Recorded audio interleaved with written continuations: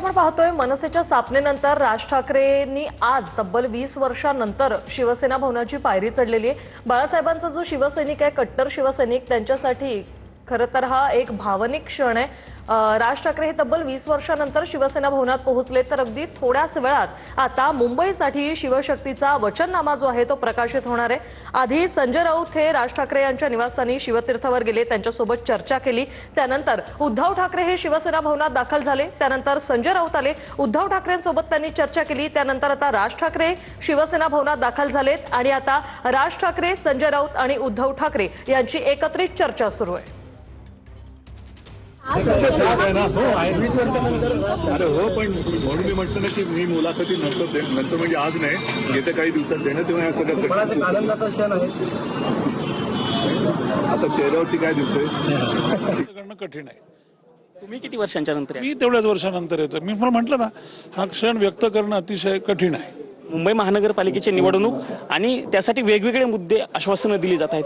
दोन्ही पक्षांचा वचननाम्यामध्ये साधारणतः कुठले मुद्दे असतात? नाही, दिसतील ना तुम्हाला आता थोडा वेळ कळ सोसा।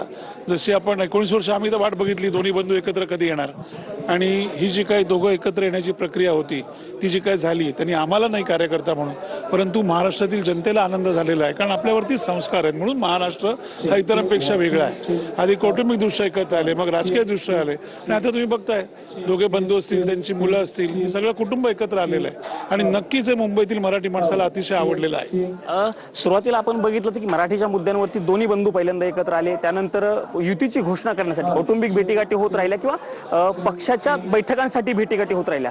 अधिकृत पद्धतीने 20 वर्षांच्या नंतर इथं आगामी काळामध्ये म्हणजे आता पुढच्या काही दिवसांमध्ये दोघे भावांच्या एकत्रित सभाही होणार आहेत।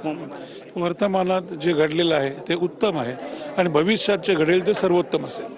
तुम्ही म्हणताय भविष्यात जे घडेल ते सर्वोत्तम असणार आहे, पण दोन्ही भावांच्या युतीवरती भारतीय जनता पार्टीकडून खास करून टीका केली जाते। काल ज्या वरळी डोममध्ये सभा झालेली होती त्यावेळेस भारतीय जनता पक्ष सोयीचं राजकारण करतो, म्हणजे आपण म्हणतो ना, स्वार्थ असताना घ्यायचं।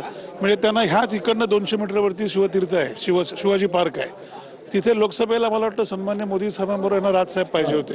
राजसाहेबांचं खणखणीत भाषण तुम्हाला चाललं, आणि हेच राजसाहेब तुम्हाला परके झाले। लोक समंजस आहेत, महाराष्ट्रातील जनता समंजस आहे, मुंबईतील समंजस आहे, त्यांना माहिती आहे, आणि टीका करणं हीच भीती असली पाहिजे, आणि डर होणं बहुत जरुरी आहे। शेवटचा प्रश्न, किती अपेक्षा आहे, विश्वास किती आहे की महानगरपालिकेमध्ये भावांची सत्ता आहे? महाराष्ट्रातील जनता नक्कीच कंटाळलेली आहे 100%। ही जी काय राजकीय त्यांनी चिखल करून ठेवलेला आहे, आणि नक्कीच या दोन्ही बंधूंच्या मागे पूर्ण ताकदीने उभे राहतील। धन्यवाद आमच्याशी बातचीत केल्याबद्दल। हे मनसेचे नेते अविनाश अभ्यंकर होते, आणि त्यांनी सांगितलेलं आहे की डर जो आहे तो अच्छा होना ही अशी भावना त्यांनी व्यक्त केल्याचं बघायला मिळतंय। तयारी जी आहे ती सगळी पूर्ण झाल्याचं चित्र बघायला मिळतंय। दाखवण्याचा मी प्रयत्न करतो की सुरुवातीला की 4 खुर्च्या ज्या आहेत त्या इथं मंचावरती मांडल्याचं बघायला मिळतंय। महाराष्ट्र नवनिर्माण सेना असेल, शिवसेना, उद्धव बाळासाहेब ठाकरे पक्ष असेल, आणि थेट जाऊया, आपले प्रतिनिधी दिनेश दुखंडे आपल्यासोबत जोडले गेलेले आहेत। दिनेश, अगदी काही क्षणातच वचननामा समोर येईल, मात्र 2017ची निवडणूक आपण सगळ्यांनी बघितलेली होती, करून दाखवलं, त्यानंतरची सगळी समीकरणं, आणि आता म्हणजे शिवसेनेत फूट पडल्यानंतरची सुद्धा मुंबई महानगरपालिकेची ही पहिली निवडणूक, आणि ठाकरे बंधू एकत्रितपणे पहिल्यांदाच मुंबई महानगरपालिकेच्या या निवडणुकीला आणि महानगरपालिका निवडणुकांना सामोरे जात आहेत। महत्त्वाचं असणारे ठाकरे बंधूंसाठी ही युती अत्यंत महत्त्वाची, आणि त्यामुळेच वचननामा सुद्धा अत्यंत महत्त्वाचा।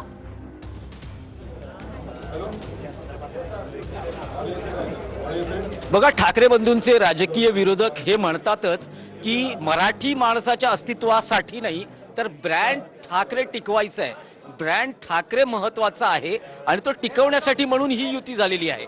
पण काही असलं, राजकीय आरोप प्रत्यारोप असले तरी मराठी माणसामध्ये कुतूहल आहे, कारण जवळपास 20 वर्षांनी राज ठाकरे, उद्धव ठाकरे हे कौटुंबिकरित्याही एकत्र आलेले आहेत, आणि राजकीय युतीही जाहीर झालेली आहे।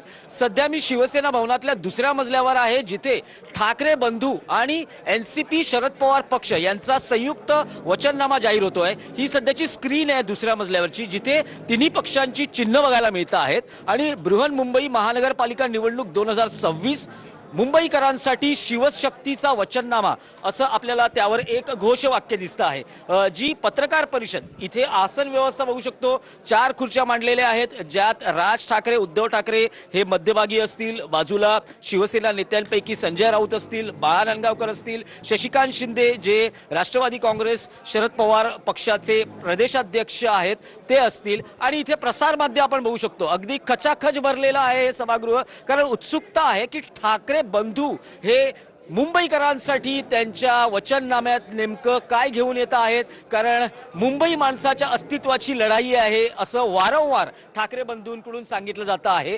मनसे नेते इथे सभागृहात आलेले आहेत, राज ठाकरेंचं आगमन झालेलं आहे। राज ठाकरे, उद्धव ठाकरे हे स्वतः 5व्या मजल्यावर उद्धव ठाकरेंच्या दालनात चर्चा करताहेत। याआधी गेले अनेक दिवस राज ठाकरे, उद्धव ठाकरे, अमित ठाकरे, आदित्य ठाकरे, ठाकरे बंधूंच्या दोन्ही पक्षांच्या नेत्यांपैकी अनेक जण यांची सविस्तर साधक बाधक गांभीर्यानं चर्चा झालेली आहे। कोणते मुद्दे मुंबईकरांसाठी महत्त्वाचे आहेत त्याचं एक छोटं सादरीकरण 2 दिवसांपूर्वी आदित्य ठाकरे, अमित ठाकरे यांनी याच सभागृहात केलं। त्यावेळेस शिवसेना, उद्धव बाळासाहेब ठाकरे पक्ष आणि मनसे या दोन्ही पक्षांचे मुंबई महापालिका निवडणुकीचे उमेदवार त्यावेळी उपस्थित होते। आज सगळ्या प्रसार माध्यमांसमोर